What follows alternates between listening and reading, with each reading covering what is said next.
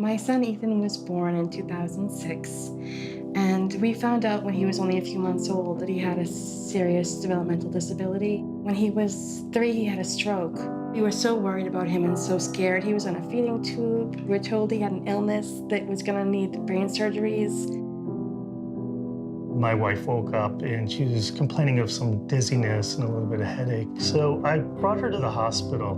They were going to do some tests, so I thought I'll just go home, take a shower, and come back and get her, and she'll probably just have aspirin and stuff. Well, when I got back, they wheeled her into the room. And then I heard one of the doctors gasp, and they had found a large glioma on her brain, which basically is a death sentence.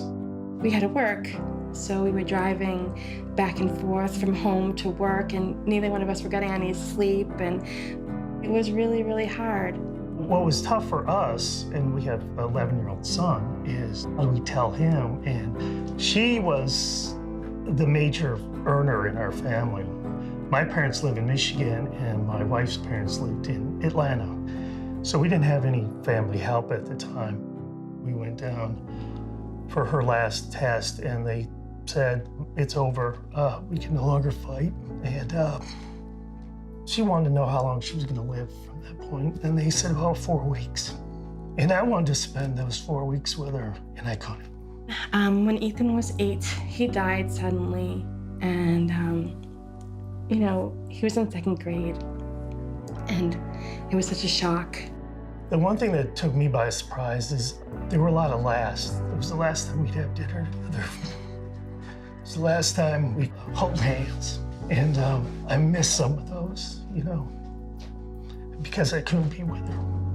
I look back now and think how much easier it would have been if we had access to paid family leave.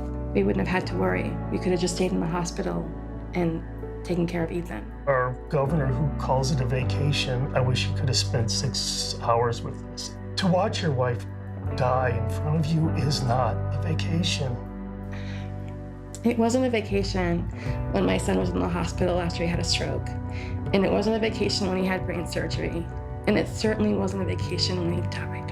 We can go through life thinking that we're immortal and that we're immune to tragedy, but it's going to occur in everyone's life. And it says more about our society if we're there to help people.